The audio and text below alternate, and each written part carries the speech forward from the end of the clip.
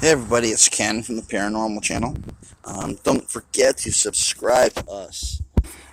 Just go on the channel and hit that subscribe button and follow us. It's going to get better as we go along. So today we're in Litchfield, Connecticut, and what you're looking at is a house. It is a house that was built in the mid 1800s, and at one time, all this land where you see all these houses now were all their property. And what happened is they had built the house themselves, and they used to be, I'm assuming, I'm not even sure if they were farmers or they were just, owned all the land.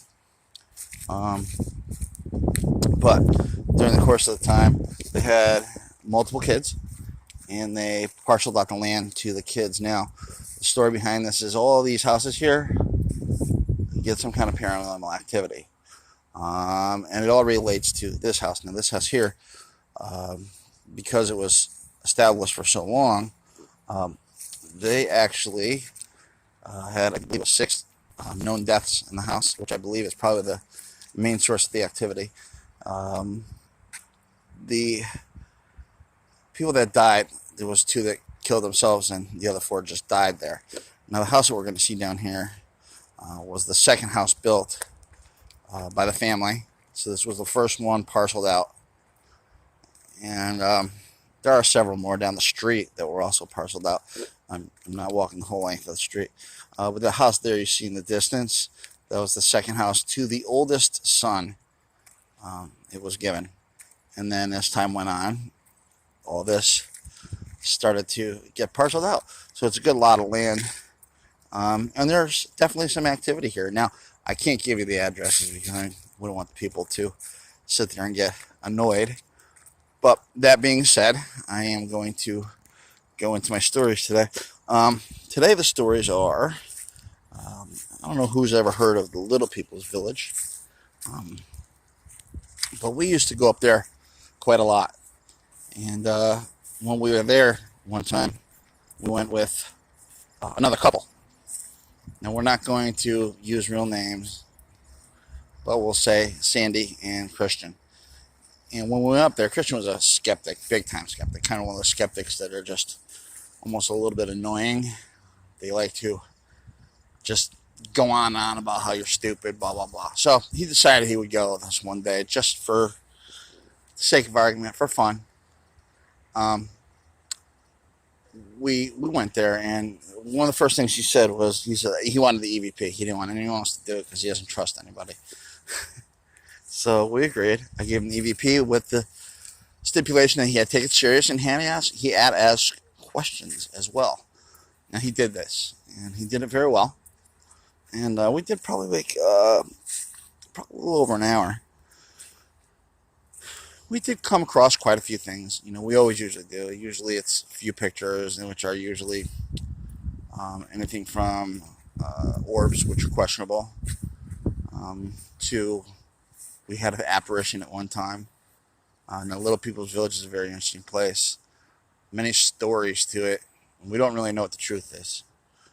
We do know that it is an active place. There's definitely activity there. It is in Middlebury, I believe, right off exit 17 on Route 84. If you ever get a chance, I highly recommend you go there. It's a little bit of a hike into the woods. Takes a little searching, but once you get in there and find everything, it's really cool. So anyways, in the process, we did the investigation as we would normally do. When we came out, he acted normal. It was fun.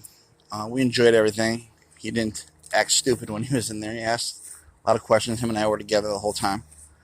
So we get into the vehicle and we start listening to the EVPs. Not even, I don't know, 15 minutes into the EVPs, we get this EVP, very clear, very loud, very deep and demonic sounding voice that said his name, said Christian, in kind of a very long, drawn out way. And he freaked out. He did. He threw the EVP at us. He said, I don't want to hear this. Grown man, he was kind of so scared he started to cry a little bit. And I'm like, let me hear it. And I put it up to my ear, listen to it on low volume. I was like, no, no, no, that doesn't say your name, because I was trying to calm him down, but unfortunately the girls were like, no, that's definitely his name. So that was one skeptic that we were able to bring to the other side, but we also never talked to him again. He was out. He did not want to be bothered. He literally broke up with his girlfriend because she would do these things with us. So, sad but true. One other one we're going to do is we're going to go to the daycare, like I said, we used to work for. We were there one day, and there was 3 of us at the time. And there was a room we called the angry room. And the reason is because it was almost guaranteed to get some kind of activity whenever we were there. Almost guaranteed. So we were there one day. There was 3 of us, like I said, and we were all doing our thing. And we started getting things written on mirrors, on windows, and anything glass, and it was written in markers. I don't know where the markers were coming from. It was a daycare, obviously they could be found, but you would imagine you'd see some kind of markers floating around while this was all happening, but it didn't. We never saw it happen, but we would ask questions, and it would leave, most of the time, it would leave answers on the mirror for us. And we do have pictures of this. So I'm going to try to search for a lot of these pictures and start posting them.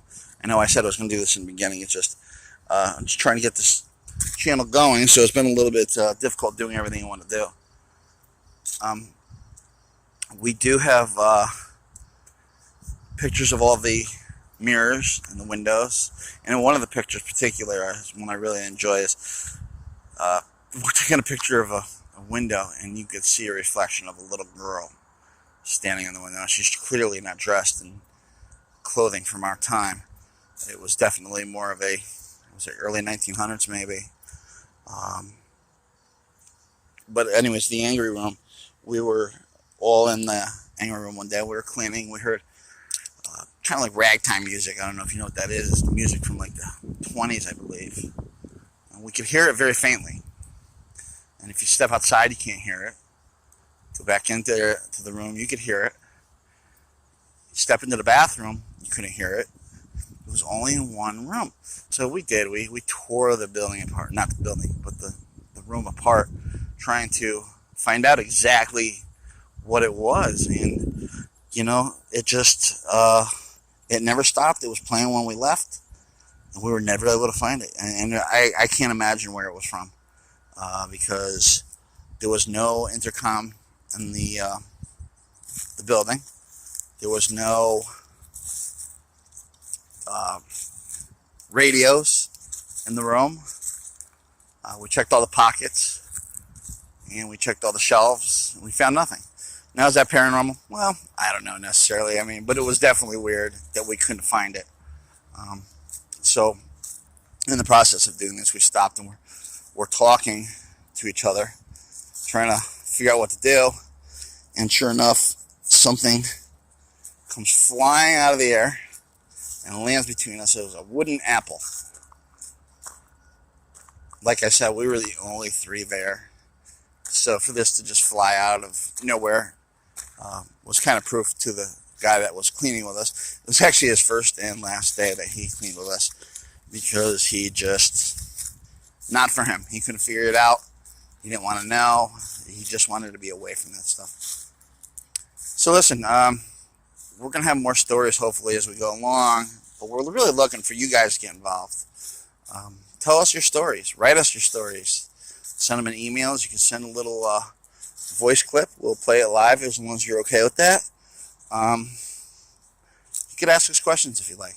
But whatever you'd like to do would be great. We just need people to get involved and subscribe and join us. Hopefully we can make this a regular thing and really get some fun going, especially in the Halloween season. Well, with that said, we thank you, and hopefully we talk to you soon.